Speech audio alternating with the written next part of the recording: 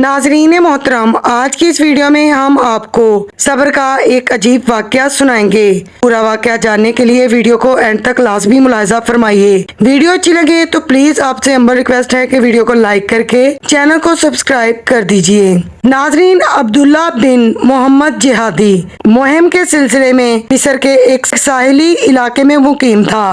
ایک بار ٹہلتا ہوا ساحل سمندر پر جا نکلا۔ وہاں دیکھا کہ ایک خیمے میں ہاتھ پاؤں سے معذور اور بینائی سے محروم ایک شخص پڑا ہوا ہے۔ اس کے جسم کے تمام اعضاء سے صرف اس کی زبان ہی سلامت ہے، اور دوسری طرف وہ بآواز بلند کہہ رہا ہے، اے میرے رب، مجھے اپنی نعمتوں پر شکر کی توفیق عطا فرما۔ مجھے تو نے اپنی مخلوق میں سے بہت صبر، فضیلت اور فوقیت بخشی ہے۔ اس فوقیت پر مجھے اپنی حمد و ثنا کی توفیق عطا فرما۔ ناظرین، عبداللہ نے جب یہ دعا سنی تو اسے بڑی حیرت ہوئی کہ ایک آدمی جو ہاتھ پیروں سے معذور ہے، بینائی سے بھی محروم ہے، جس میں زندگی کی تازگی کا کوئی اثر نہیں ہے، اور وہ اللہ تبارک و تعالیٰ سے نعمتوں کے شکر کی دعا مانگ رہا ہے۔ اس کے بعد اس کے پاس آ کر عبداللہ نے سلام کیا اور کہا، حضرت، آپ اللہ تبارک و تعالیٰ کی نعمت اور فوقیت پر شکر اور حمد و ثنا کی توفیق کی خواستگار ہیں؟ معذور شخص نے جواب دیا، ہاں، آپ کو کیا معلوم کہ میرے رب کا میرے ساتھ کیا معاملہ ہے؟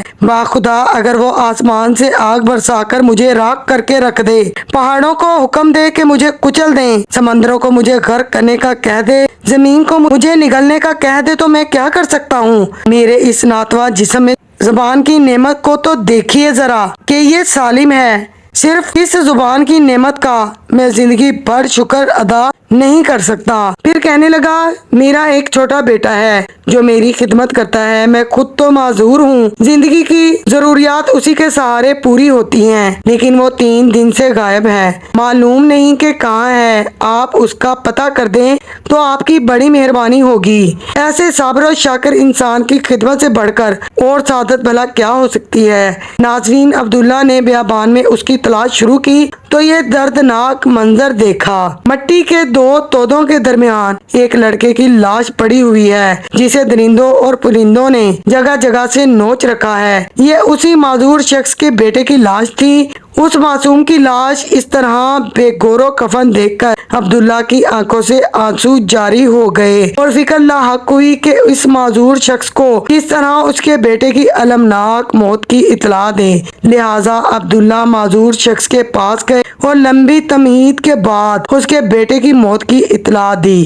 بیٹے کی وحشت ناک موت سے کون ہوگا جس کا جگر پارا پارا نہ ہوگا؟ بیٹے کی موت کا سن کر معذور والد کی آنکھوں سے آنسو جاری ہو گئے، دل پر غموں کے بادل چھا گئے، آنکھوں سے اشکوں کی برسات شروع ہو گئی۔ یہ بھی اللہ تبارک و تعالیٰ کی ایک نعمت ہے کہ غم کا غبار اشکوں میں ڈل کر نکل جاتا ہے۔ ناظرین، وہ معذور شکوہ شکایت کی بجائے فرمانے لگے، حمد و ستائش اسی کے لیے ہے جس نے میری اولاد کو نافرمان پیدا نہیں کیا اور اسے جہنم کا ایندھن بننے سے بچایا۔ پھر انا للہ پڑھا اور ان کی روح پرواز کر گئی۔ ان کو اس طرح اچانک موت پر عبداللہ کے ضبط کے سارے بندھن ٹوٹ گئے اور وہ پھوٹ پھوٹ کر رونے لگے۔ کچھ لوگ اس طرف نکلے، رونے کی آواز سن کر خیمے کے اندر داخل ہو گئے، میت کے چہرے سے کپڑا اٹھایا تو لپٹ کر رونے لگے، اور کوئی ہاتھ چومنے لگا تو کوئی آنکھوں کو بوسہ دینے لگا، اور ساتھ ساتھ کہنے لگے، ہم قربان ان آنکھوں پر جس نے کبھی کوئی نامحرم نہیں دیکھا، ہم قربان اس جسم پر جو لوگوں کے آرام کے وقت بھی اپنے مالک کے سامنے سجدہ آریز رہا، جس نے اپنے رب کی کبھی نافرمانی نہیں کی۔ عبداللہ یہ صورتحال دیکھ کر حیران ہو رہا تھا، کہنے لگا، یہ شخص کون ہے؟ اس کا تعارف کیا ہے؟